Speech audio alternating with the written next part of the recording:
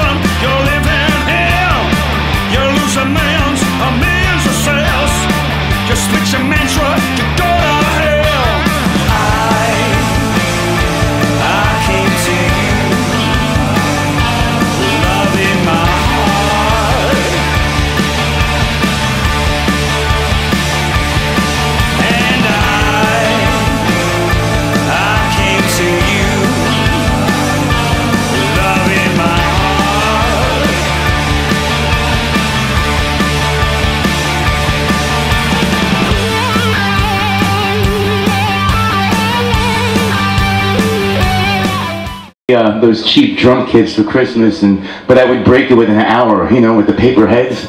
Я сказал маме: мам, я хочу быть барабанщиком, и она мне купила дешевую барабанную установку, но вы знаете, как в торговых центрах продаются, и я ее раскрошил за час. So she kept doing that over and over again, like, no, I need a real drum kit, you know? И он их покупала, их крошил. Джонни Костелуччо. Charlie. Oh man. Hello. Чарли Костелуччо продал мне мою первую барабанную установку за 25 баксов. Yeah, and so from then, he took to my first concert, which was David Bowie in 1978, Madison Square Garden. Yes, I'm that old, okay? В 79-м этот же сосед отвел меня на первый мой концерт. Это был Дэвид Боуи, это был 79-й год. Да, я настолько старый. And going to that concert, I seen that drummer Dennis Davis, and I knew right then that I wanted to be on that stage and play arenas and just play drums for the rest of my life. Yeah, and so I started taking it very seriously. My dad knew I was, you know, very interested in drums, so he got me some drum lessons from the local music store. And then, yeah, right from there, I just started learning rudiments and whatnot.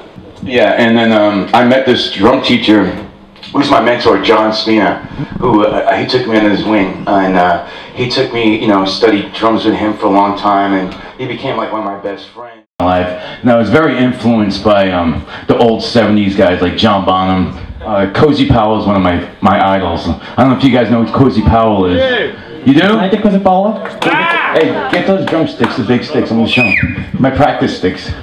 So check this out, Cozy Powell. My friend is Ted McKenna. He played drums for Michael Schenker Group. I need a pair of Cozy Powell's drumsticks. So these are always with me, so I practice with these. Look at these things, they're tree trunks, man. Очень огромные палки. Они были мне подарены на моем дне рождения. Я праздновал его в Ирландии. Это имя мне палки Cozy Powell. And so I did the White Zombie. I was looking for about 8 years, which was amazing because it brought me to a bigger level, selling millions of records, playing arenas with a big rock show. The drums are 8 feet in the air with fire, flames, so it was cool.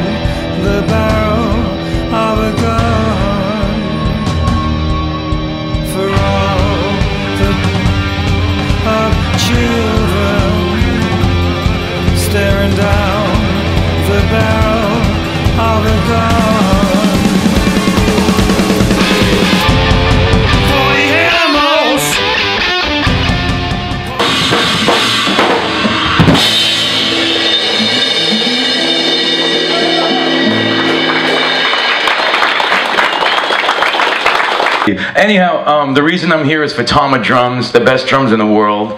I've been with them for 18 years, and they've flown me to do clinics in Moscow before, in Australia, Italy, Europe, all over. And I'm very proud to be one of their endorsers. Есть ли какие-то упражнения, которые именно вы делаете, когда нету доступа к установке?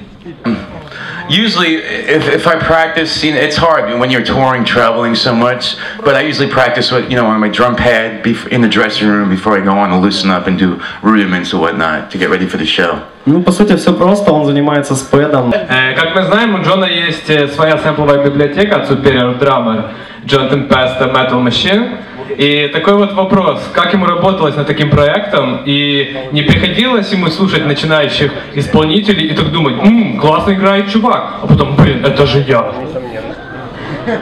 Yeah, I hear that a lot because people will take my drum parts on the samples. Да, это происходит часто. And they'll put a song together. I'm like, wow, that's me playing. What do you steal my stuff for? No, but it's a great thing to have, and it makes it a lot easier if you're writing it at home. You have great drum beats, and as far as great drum sounds with different patterns. So it's very helpful for a writer.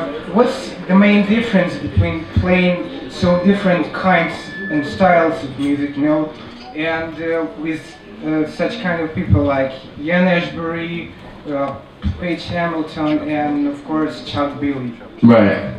Yeah, like I said, I've been very honored to play with such great musicians over the years and great singers. Some of the best guitar players. I played with Tony Iommi from Black Sabbath, and that's like an honor. My favorite band of all time, I always try to, better myself and just challenge myself as well, like playing thrash metal, which I never did when I played with Exodus. I was a hard rock drummer. I was never like a thrash drummer. So that was a challenge. And for Testament was a little bit more groove for me, so it was more in the pocket. Then White Zombie was more my style, was heavy, more groove, kind of, in the pocket. Then Helmet was, that was just really Paige made me a better player, to be honest with you. And Ian, to me, is one of the best singers in the world of all time, He's definitely one of the best and unbelievable. And I learn a lot from everybody, It's, you play and you learn, and so you better yourself. And obviously, as I understood, you just got a recording from the guys, and you had to work on your own, on drum part. So how was it happen? How did it happen? Did you just record yourself, or you took a notes and make it sharp with it? Yeah. Yeah, Rodrigo sent me the tracks ahead of time for me to listen to, and like I said, I was like, wow, I never, how am I going to pull this off, you know? It was only the one song, the first song I played, Hanging In, and it had more of a Santana feel, so it wasn't that crazy, and we added parts.